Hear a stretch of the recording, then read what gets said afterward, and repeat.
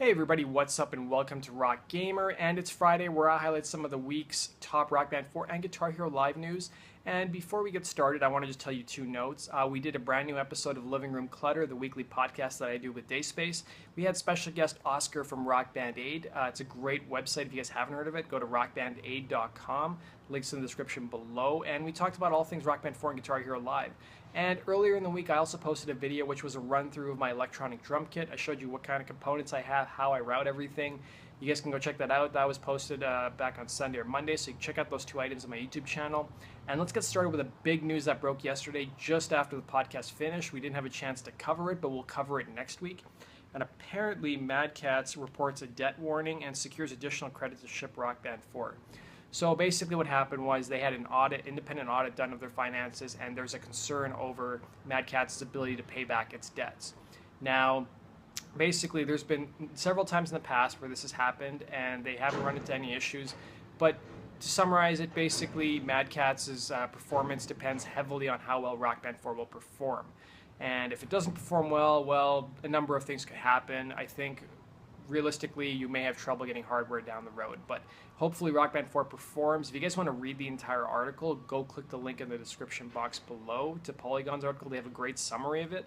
Let's move on to some of our other news of the week. Earlier this week on Monday or Tuesday, Harmonix did a live stream showing off their freestyle guitar solo mode that they showed pretty heavily at E3. It was a pretty in-depth video. Somebody was nice enough to post a 12-minute long video of it on YouTube, so I'll put the link in the description box below. Go check it out.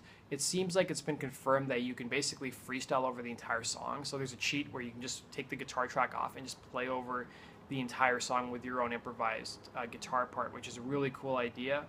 The other thing we also learned from the live stream is that one guy had asked whether you could use two guitars at the same time, like two people could play guitar at the same time, instead of just playing one bass, one guitar, and the game will not support that. Just like past Rock Band games, you can only have one guitar player and you can only have one bass player at any given time.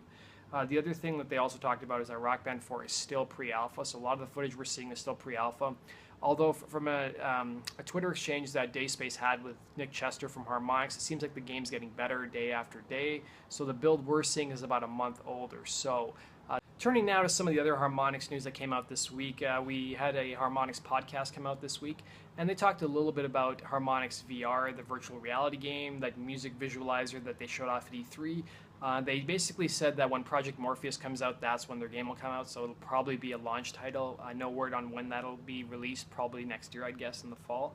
The other thing we also learned about is that we learned a little bit more Amplitude information. Amplitude was shown off at E3, but it just didn't get the same kind of coverage that Rock Band 4 did, obviously. Now, we learned that Amplitude, you can play with 4 players at once on the same console, so it will support multiplayer.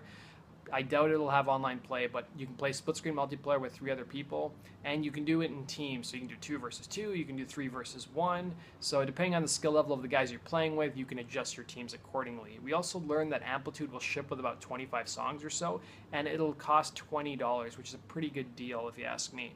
Turning now to the Guitar Hero live news, we had a couple tidbits come out this week. PlayStation Access did a really good interview with one of the Guitar Hero developers. I put the link in the description box below. They talked a little bit about Guitar Hero TV and how that whole system works.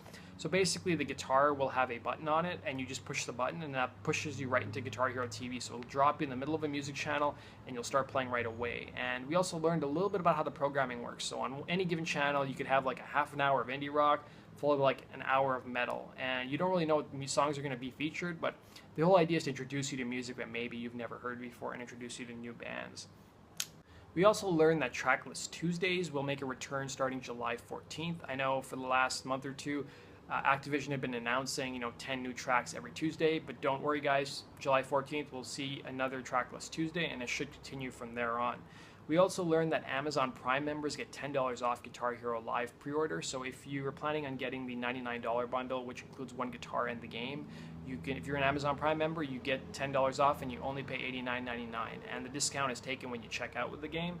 So if you guys haven't pre-ordered and you want to, go do that now. We also learned that the game will have 2 festivals in it. There'll be 2 major festivals. One will be an American festival and one will be a European festival. And that basically did it for all things Guitar Hero Live, Rock Band 4, and Amplitude related for the week. I want to ask you guys, what do you make of the Madcatz news? Because that's really worrisome to me. I think if it doesn't sell well, then you may have trouble getting hardware down the road. And I kind of wonder what that does for Harmonix's future plans for DLC after the game is released. But anyways, leave your comment in the section below. And if you guys want to stay up to date in all things Rock Band 4, Guitar Hero Live, and Amplitude related, click the subscribe button. Take care.